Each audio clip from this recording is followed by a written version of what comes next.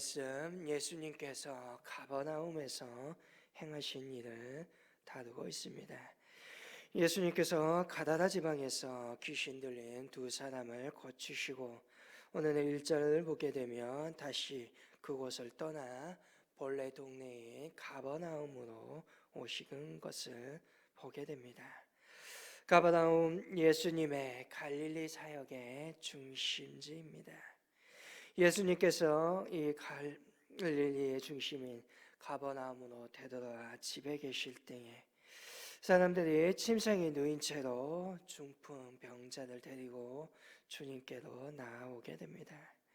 같은 이야기를 다루고 있는 마가복음 2장 1절에서 12절을 보게 되면 예수님께서 집 안에 계실 때에 도저히 이 중풍병자를 데리고 들어갈 수 없어 그 친구들이 지붕을 뚫어 위에 줄을 달아 침상채로 중풍병자를 아래로 내렸다라고 기록하고 있습니다. 이전의 말씀을 보게 되면 이때에 예수님께서는 그들의 믿음을 보셨다라고 말합니다. 이 중풍병자와 그를 도운 친구들의 믿음을 예수님께서는 보고 계신 것입니다. 아마 이 친구들과 중풍병자 어찌 보면 나을 수도 있을 거다, 그러한 생각으로 주님의 곁으로 왔을 것입니다. 그리고 이 중풍병자를 향하여 예수님은 그 친구들과 환자에게 생각할 수 없는 전혀 다른 말씀을 선포하십니다. 2절 하반절을 보면 예수님은 작은 자야 안심하라, 내 제사함을 받았느니라 라고 말하십니다. 예수님은 병을 낫기 위하여 온 중풍병자와 친구들에게 또한 그 중풍병자에게 변함과 제사함의 선포를 하고 계십니다.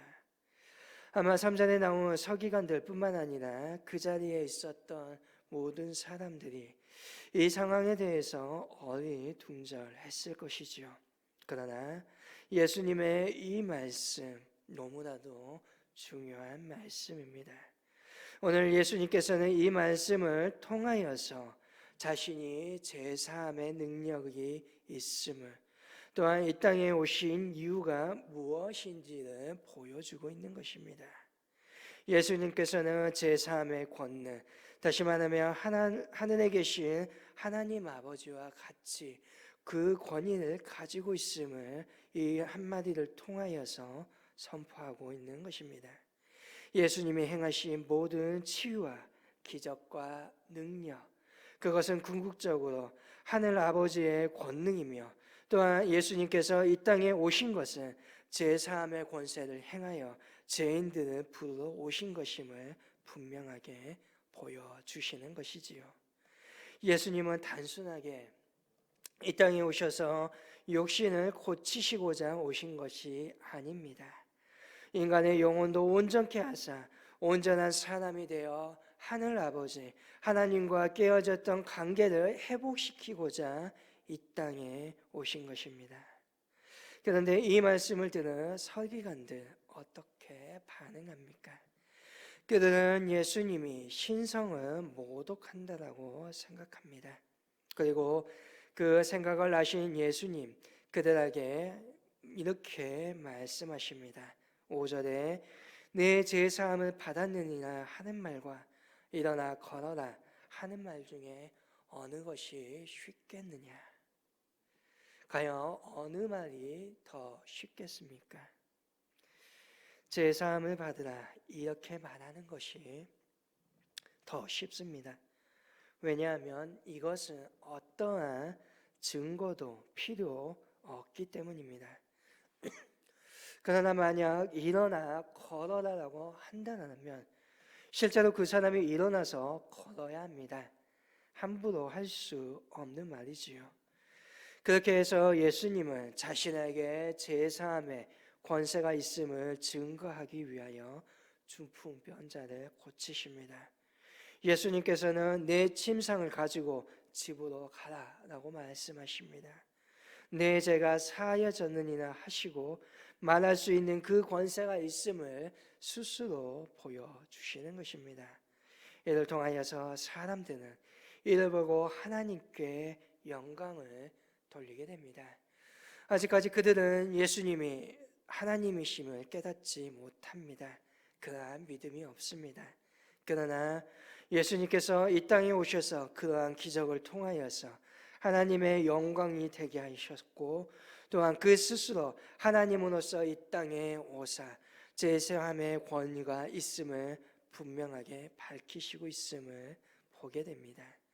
또한 이러한 놀라운 일들은 9절에서 13절에 세리 마태를 부르는 통하여서 보게 됩니다. 예수님은 12제자 중에 한 사람이 마태를 9절에서 보게 되면 부르십니다.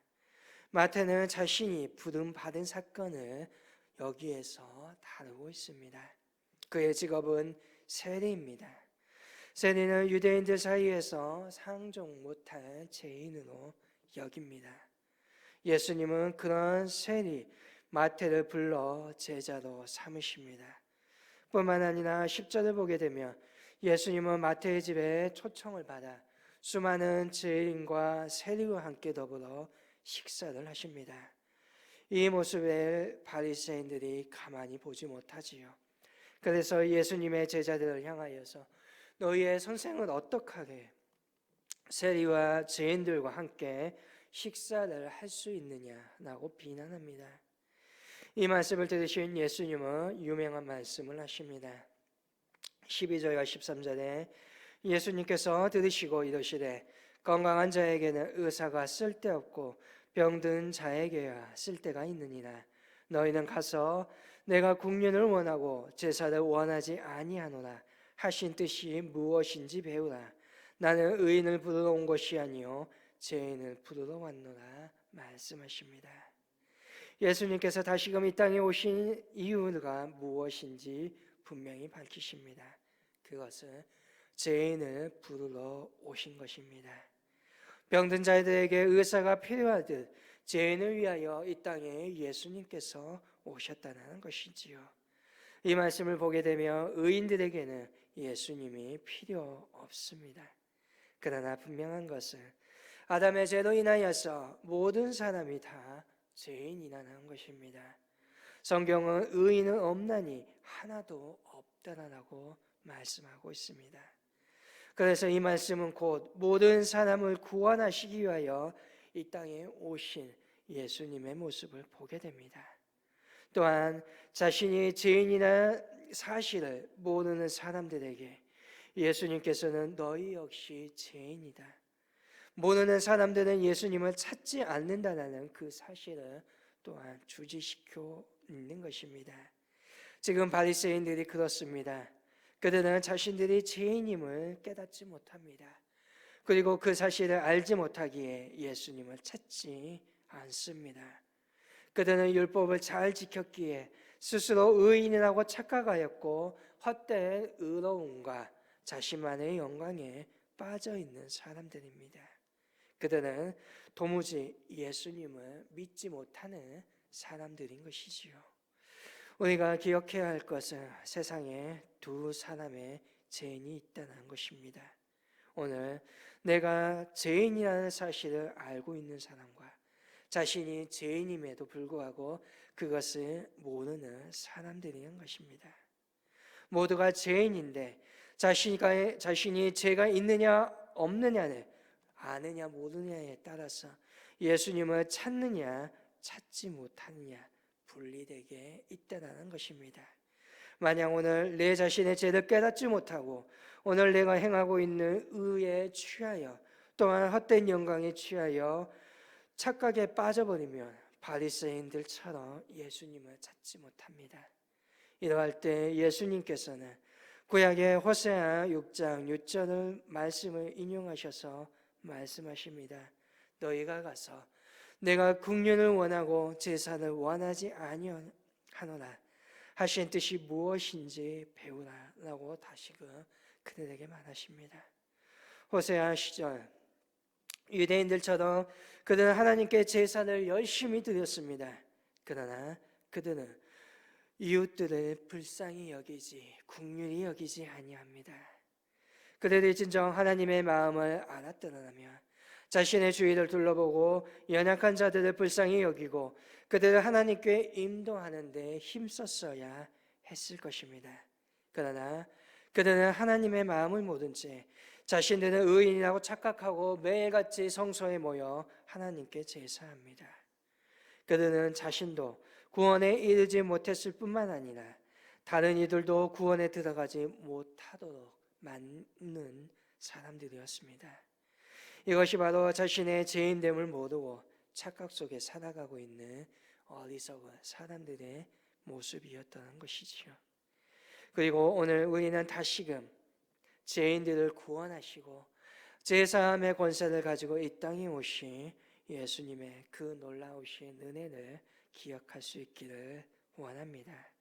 나 같은 죄인을 살리시고 그 구원의 은총을 기억하면서 모든 사람들, 모든 죄인들을 구원하시길 원하시는 주님의 그 마음을 알기를 원합니다. 아직도 주님을 모르는 자들을 긍휼히 여기며 그들에게 참된 사랑과 구원의 복음을 전하는 삶을 살아갈 수 있기를 원합니다. 오늘 저와 여러분이 예수님께서 이 땅에 오신 그 이유를 다시금 우리의 가슴에 새기고 이 땅 가운데 주님의 사랑을 전하며 구원의 놀라운 역사들을 이루어가며 나 역시 주님이 필요한 죄인임을 깨달아 주님 앞에 나아가 다시금 정결케 되어 놀라운 사역들의 사명들을 감당할 수 있는 믿음의 저와 여러분 될 수 있기를 주님의 이름으로 간절히 소망합니다.